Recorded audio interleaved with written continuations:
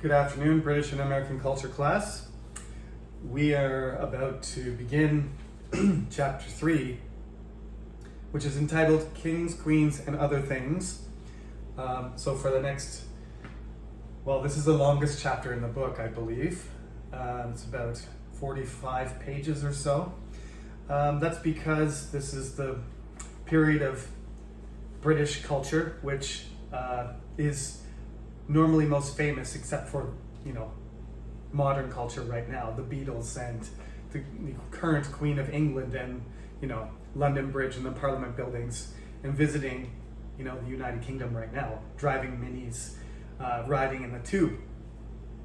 So the 16th century, in some ways, I always say to my fellow colleagues is that, everything in English culture intersects in the 16th century. So it's very important, and it's my area of expertise. So we're gonna probably spend a couple weeks on this because this is the part of British culture I can explain best.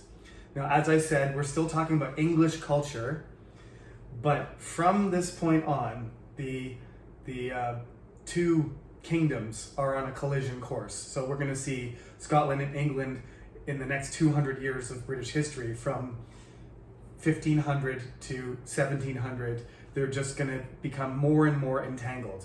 They're already neighbors, they already intermarry with each other, but it's going to become even more entangled and complicated in the end. King James is going to be king of both kingdoms, and that's just going to draw everything even closer together. Now, before I move on, there is an assignment to do. You need to submit it in 2 weeks. It's going to be due on October 16th, okay? That's the due date. It will be open when this lecture opens on Thursday, because I'm recording this the day before. On Thursday, this lecture will be available, and you will be able to hand in your assignment anytime for the 2 weeks. And the last day, our class is on Friday. The last day will be Friday, October 16th, if I'm not mistaken. Sorry, excuse me, it's October 15th. So your assignment is due by midnight, October 15th. Don't hand it in on Saturday. You have to hand it in by Friday, 2 weeks from tomorrow, which is when you're going to see this lecture, so today. Let me read to you the description of it. Basically, the instructions are on the Cyber Campus, but you just have to upload a file. I would like you to write 1 to 2 pages about a person, place, a thing, an event that is part of British culture, something that you think is very interesting and it has a symbolic connection to British culture. So that can include Scotland, England, Ireland, Northern Ireland, Wales, Canada, even India, Australia, New Zealand, South Africa. But it can't be, India today, but it can be about Gandhi, something like that, because the India was a part of the British Empire. So anything that's closely connected to British culture, even if it's not from the islands that we've been talking about, it can be from last week, right? It can be you can talk about Prince Harry and Meghan, the American woman who married Prince Harry. If you want to talk about that, that's fine. What you need to do is you need to give some description, but description is not the main thing. The description is a basic. Do your research, find out the information, explain what happened, or describe what the thing looks like, or how it was built, or what the purpose of the object or person, place, the thing is.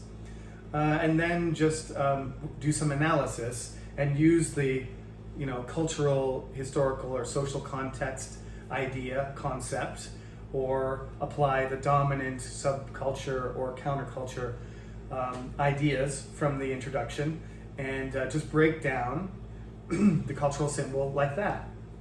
And I would like 1 page to 2 pages, 1 page minimum, 2 page maximum. Hand in a Word doc or a PDF, and make sure you hand that in before the deadline is up 2 weeks from now. So that's your assignment. Next Friday, we will have quiz number 2, and the Friday after that is the assignment, and the Friday after that is quiz number 3. After we do quiz number 3, then we have to prepare for the midterm exam, and the midterm exam is going to happen online at the end of October. So we haven't had very much. We've just had the quiz. So I know everybody's been relaxing, and we had Chuseok and everything, but we have to get some work done. So next week, quiz number 2.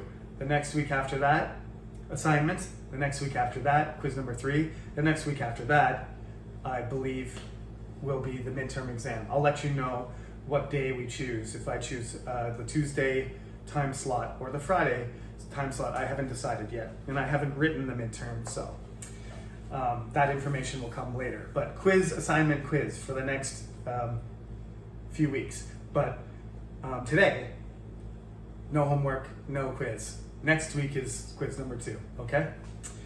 And this material is not on quiz, remember, this material is not on quiz number 2. The material for quiz number 2 finished in chapter 2 last class. Okay, so moving on.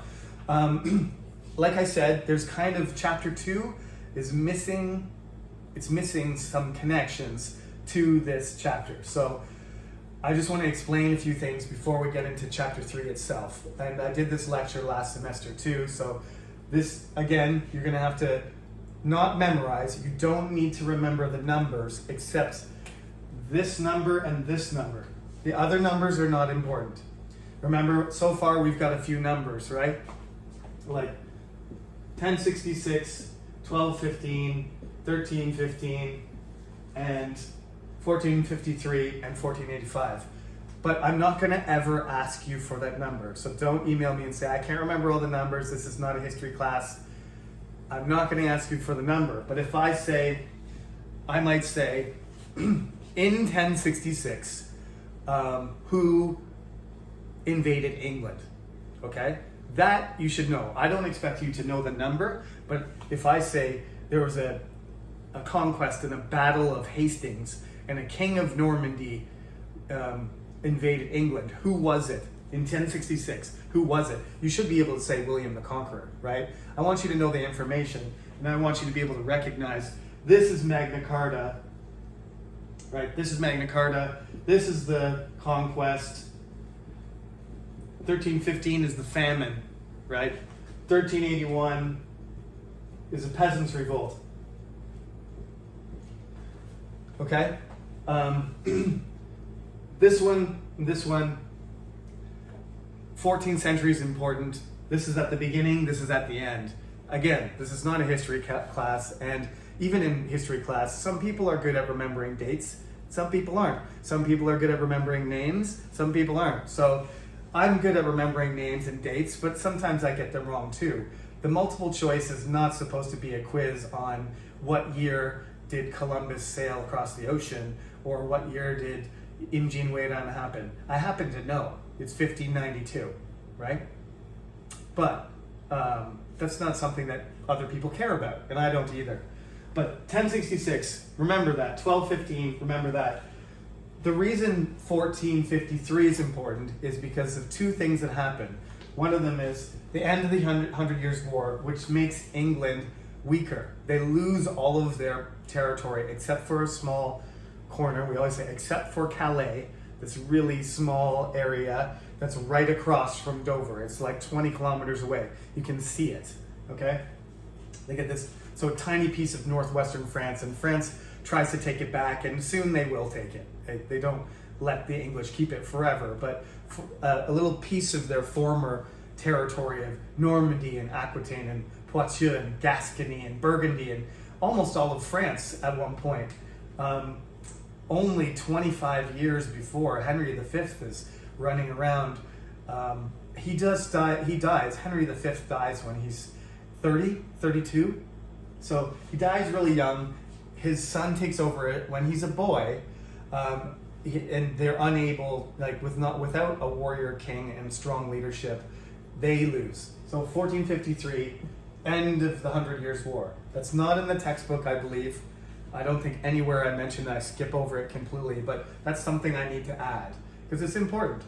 Simultaneously, on the other side of the Mediterranean, since we were talking about the Crusades, the Franks, the French, especially the Germans and the English, the Europeans take over Syria and Palestine and what is now Israel and Jordan, and they have these Crusader states. And as I said, Richard II kind of recovered some of them, but this amazingly talented leader named Saladin, his international name anyway, he has a longer Kurdish Muslim name, but he is unstoppable.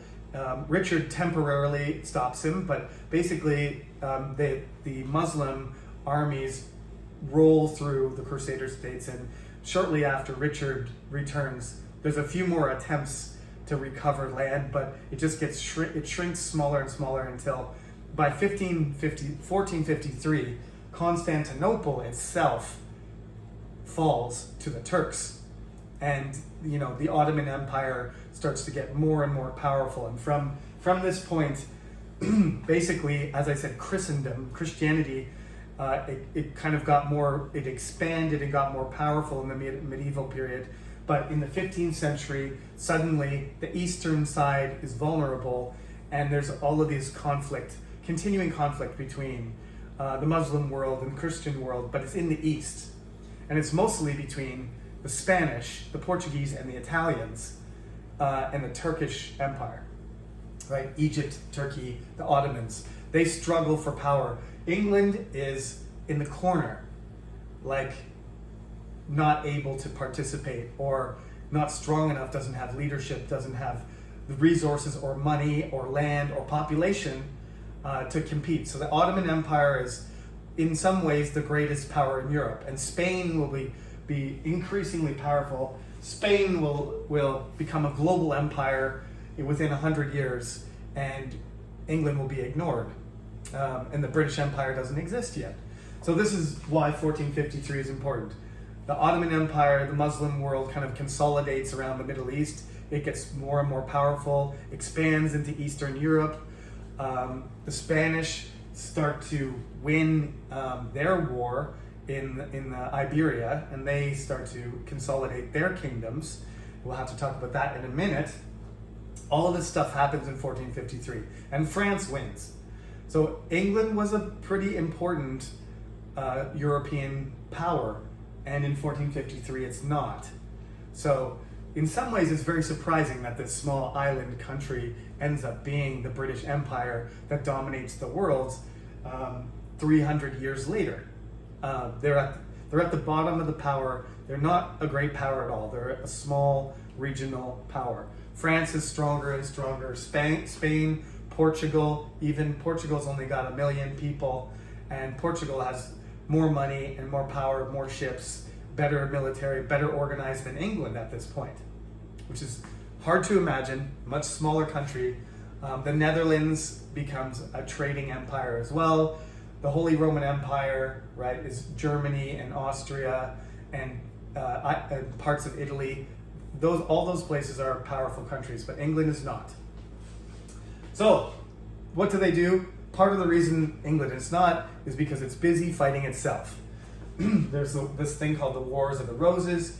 If you watch Game of Thrones, you may know, or you may not know, that the Wars of the Roses was the inspiration for George R.R. Martin to write the Game of Thrones novels, which was created as an HBO series. Lots of Koreans and international students have heard of it or have watched it because it's a pretty amazing show. The books are huge though, so you might want to read them in your own language. It's like 1,000 pages each book. I have them and I recommend them, but you have to love reading in order to handle that kind of gigantic fantasy novel. They're based on the struggle for the throne. That's why it's called Game of Thrones. And they kill each other. there's like 5 kings in a very short period. From the beginning of the Wars of the Roses to the end, you have Henry VI, he's a boy king, and he grows up and he's a very ineffective ruler. He just doesn't seem to be able to.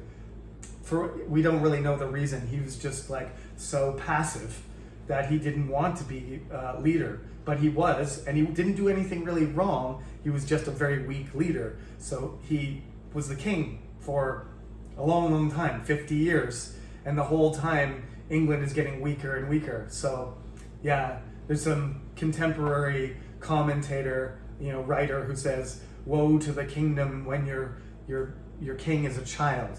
So, and he meant adult, right? He meant a 50-year-old man who didn't behave like a man. He behaved like a kid. He had intellectual sort of capacity and leadership skill of an elementary school kid. So eventually he gets overthrown.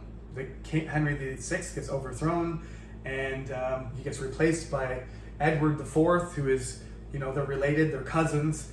And then Edward IV dies, and then Richard III comes on the throne, and then Richard III gets overthrown by Henry VII. Okay, so there's, basically 5 kings, in a very short time, and they all sort of die, in strange circumstances, if not being killed in battle. Richard gets killed, they put him on a stick and then carry him around, damage his body and parade it around and insult him. That's the kind of situation it's like. The 15th century is good for the middle class, but for the upper class and for the kingdom internationally and for the organization of the state, it becomes very violent. And there's some terrible battles where everybody kills each other, and it's brother against sister and cousins and aunts and uncles, and people get imprisoned and they get killed. That's why Game of Thrones uses that situation, because it's dramatic. It's there's tons of action and tons of violence in Game of Thrones, and that's because the Wars of the Roses were very violent. So in Bosworth Field in 1485, Henry VI, Henry Tudor, who returns to England to fight against Richard III, and I can tell you a lot more about this from my book, Richard III, which I'm halfway through. But Richard III is a sort of imagined by Shakespeare as this kind of devious, hunchbacked, sneaky, intelligent but evil and selfish, controlling individual. But he was a great warrior, and he was popular with a lot of the kingdom. That's why there was a fight, because there was 2 kind of camps, the White Roses and the Red Roses, the Lancasters and the Yorks. Anyway, they fought each other, and in the battle, Richard charges and tries to kill Henry VII, who's not Henry VII yet. He's just Henry Tudor, and he fails to reach him. And the story is that he falls from his horse, and in Shakespeare he says, a horse, my kingdom for a horse. If only I had a horse, I could keep fighting." And they kill him, and his crown falls off his dead head. His dead body rolls under a hawthorn bush, and then an earl, Lord Stanley, picks up the crown and puts it on Henry's head and pronounces him Henry VII. Very dramatic stuff, makes for good Shakespeare material. And that is the beginning of what we call the Tudor age, although nobody says that at the time. Nobody calls them Tudors, because Tudor is actually a family name from Wales. Remember Wales? Remember the Romano Britons? Remember that? They're Welsh. This family, the Tudor family, injects some original Celtic, Brittonic blood back into, the kingdom. So it's, like I said, that's why we study history, right? Remember, 1,000 years before? It's 1,500 years before the original Brittonic people. They are in Wales, and this is a family, the Tudor family. Owen Tudor, I believe, is Henry's father, and he's Welsh. It's a Welsh family. they don't really talk about that. They pretend that they're Anglo-Norman, Anglo-Saxon, elites, but they're, Welsh. So can't ignore that. Anyway, as I said before, the genetics have shown that a lot more of English people are actually original Celtic people and Brittonic people than we thought. Not as many are Anglo-Saxons and Germanic as we used to think. So, Henry the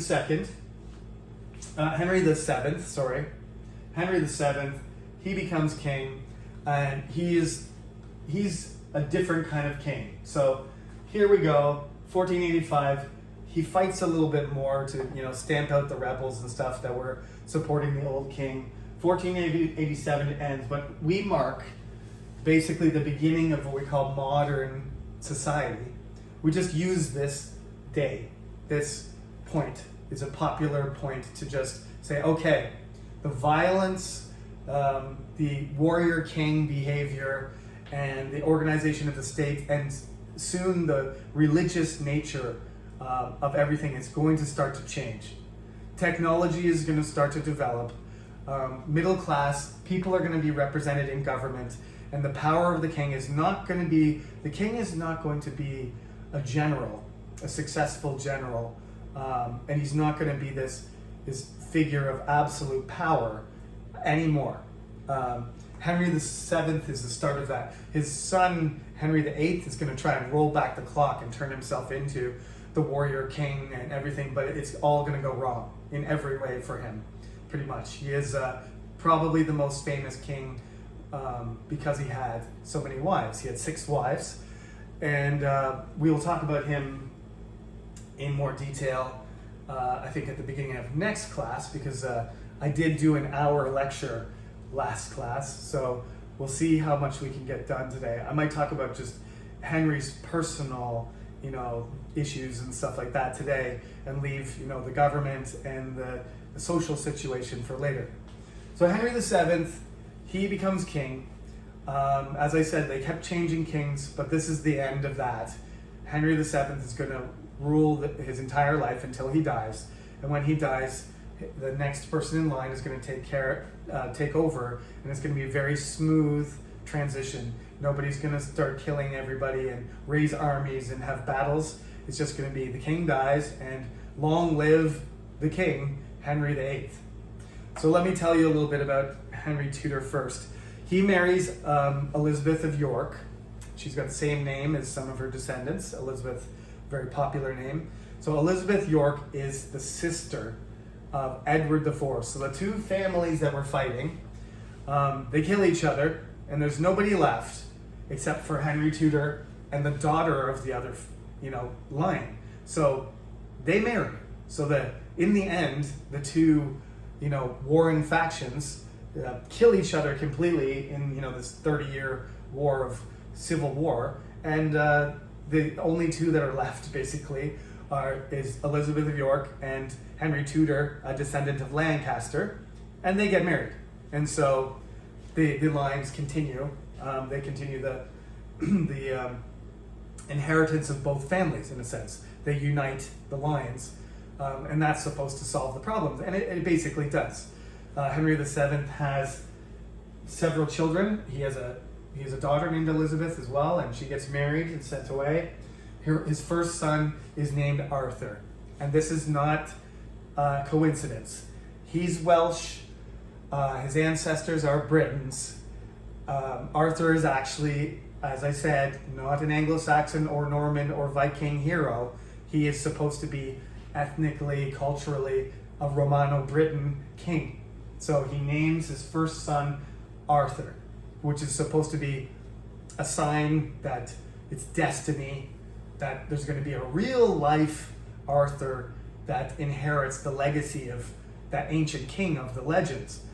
And he gets married to Catherine of Aragon, which is, her parents are Ferdinand and Isabella. Ferdinand of Aragon and Isabella of Castile. They're the ones that will send Columbus to America, small world, because we're going to talk about Columbus. This is why we talk about the famous people and the kings and the queens, because everything is connected. Everything's connected. So she's a Spanish princess, and she's married to Arthur, and then Arthur dies. So she's a widow, and Henry VII dies. So the best thing they figure is that Henry VIII, the new king, they still want to have this, marriage between Spain and England, because as I said, Spain is getting more and more powerful. They sent Columbus, they discovered the New World. They're doing all kinds of stuff. They end up, in Mexico and Peru and finding silver and becoming rich and powerful, and they're fighting against the Ottoman Turks, and they're winning battles, and they're becoming a more and more powerful empire. And so the Pope allows her to remarry her husband's younger brother. Now that's not something you would probably want to do. I wouldn't. She's older than him.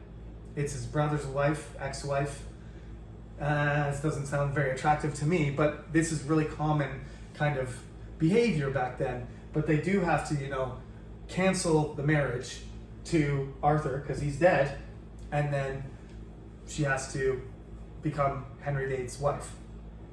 So that's a little bit down the road. But Henry VII, let me just say, he's the perfect start to the early modern period. He's not really a warrior, despite the fact that he beats Richard in 1485. He wins that battle. He's not a courageous warrior or fighter, and he's not personally brave. He does know how to fight, and he does know how to hunt and everything like that, but he's not really into that stuff. He's actually really, really financially savvy, and he's very politically knowledgeable, and so he manages all the relationships. He collects the taxes, and he organizes the kingdom, and he gets the government running smoothly. And that's really what he's famous for. He's not really a flashy, powerful king, but that's not really what the kingdom needed. He stopped all the wars with every other country, and he started, saving money, essentially. By the time Henry VIII becomes king, England is out of debt, and the treasury is full of money, and the country's running normally. Taxes are being collected, trade is flourishing, connections with other countries are being developed. He arranges the marriage with Catherine. He sends Elizabeth off to get married to another important person, his daughter. And so he arranges all the marriage. Everything's neatly organized. He's an excellent organizer. He's a great leader for the England that was in big trouble. And then he dies and leaves everything like on a plate for Henry VIII, which is a problem because Henry VIII is different than his father. If you see pictures of him, you probably see some really fat, kind of gigantic, huge-faced ogre kind of thing in fancy clothes. Gigantic stomach and skinny legs. And he's got his pale-faced little, son on one side and his pale-faced daughter on the other side. But basically when Henry was young, he was like the medieval kings. He was like Richard and Edward I and Edward III and Henry V. He was tall, he had blonde hair, reddish blonde hair, just like Elizabeth. He was tall and handsome and athletic. He was good at tennis. He played sports really well. He could play musical instruments. He could speak multiple languages. He could write in Latin, he could write in Greek, he could write in English, and he could speak Spanish and French. This guy is like a genius, and he's good at everything, but he's got an amazingly huge ego. He knows that he's powerful. He knows he can do whatever he wants. And once he becomes king, he quickly decides that that's what he should do. That he's powerful, and anybody who disagrees with him is going to be punished.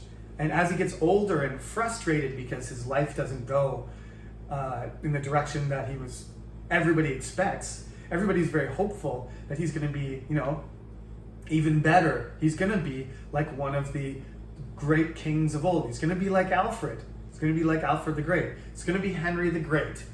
And he turns out to be Henry the Tyrant. He ends up, having health problems and mental problems and being vindictive and angry and vicious and violent. But when he was young, nobody could see that. When he was young, his older brother was alive. He wasn't even supposed to be king. He just enjoyed his life, and he was pretty much good at everything. So he could just be selfish and be the prince. But then when he became king and he had to take responsibility for everything, there's one thing that I think defines Henry VIII's problem, is that he would make decisions. He's very decisive, but then he would very quickly change his mind. He's very temperamental. So like when you get a very decisive person who's constantly changing their mind, he's like, okay, we're all going to do this. And then, months later, he's like, no, I've changed my mind. Kill all those people, get these people to do it, and let's do everything differently. He was constantly, it was a very kind of dangerous environment. If you wanted to have power, you had to be close to the king. And he actually preferred, when he was younger, just to drink and hunt and play sports and enjoy music and meet lots of women. And Catherine pretty much stayed out of his way, just maintained the household and tried to get pregnant, while he traveled all over the place and did whatever he wanted. And he actually had Cardinal Wolsey, a person who had even more power than the Archbishop of Canterbury, because he's a cardinal. He was, one of those people that could potentially be elected to be pope. And he was hoping actually that one day he would be elected and he would be an English pope. I think there was only one. Throughout Catholic history, there's only been one English pope. And now there's no chance of that because, well, we'll talk about that later too. But the Catholic Church was sort of, the English Church separated from the Catholic Church not long after Wolsey died. So Cardinal Wolsey, who really was a really lower class individual, not from the upper class, made it all the way up through all the ranks to become the most important religious person in England, if not Northern Europe. One of the most important religious people, other than the Pope. Like after him, it's Cardinal Wolsey.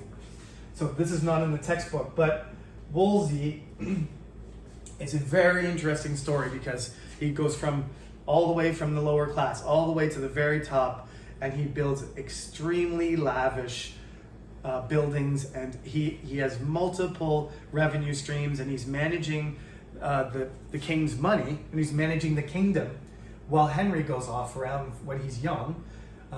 He goes off in the countryside and meets people and has fun with the other men and doesn't really pay attention.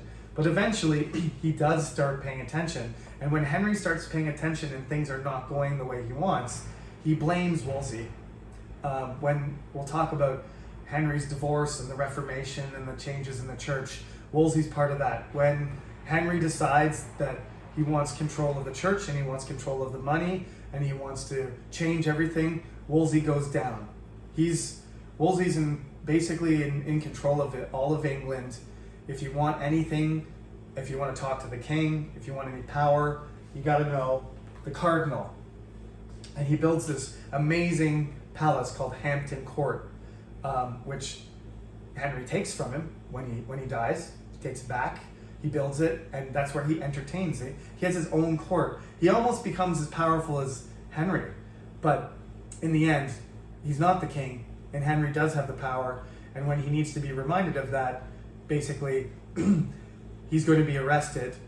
He's very old, and he basically dies from being in bad condition, in bad hands. So that's what Henry's early life is like. He has the perfect situation almost to be successful and to make England more powerful, but basically he squanders it, and he attempts to make England important again. And he's trying to, he does fight wars, and he does meet the King of France, and he does fight battles across his lands, but he ends up spending a huge amount of money and not winning. And kings like that, you know what, they usually end up like John or Edward II or Henry VI. they end up being ineffective, and sometimes they get replaced. Henry had too much intelligence, too much power, and too much influence for him to be removed. But his reign was really, really unstable, unlike his father. So that's what's going to set us up for the discussion next class. Now, if you want to read specifically about what I wrote in the book about Henry, because we will talk about him a little bit more, there's a section called the Tudors on page 102, and a few pages after that, it describes what Henry's like. 102 to 104. You can read it over, but I've told you a lot more detail in lecturing right now. So we'll start again on chapter 3 next class, and that will be primarily we'll be talking about the Reformation, what happens when Henry tries to have children and it doesn't work out, and how he deals with his wives, and we'll get through all of that and get closer to Elizabeth and Shakespeare after one more lecture, which is, like I said, that's my area of expertise. So that's a bit of a shorter lecture than usual since we had a super long one last time. Thank you for being patient, and please do your assignment and study for quiz number 2. Those are the 2 next things that come in the class. Thank you for listening, and have a good weekend. If I can find my remote control. Yeah, have a good weekend. Take care.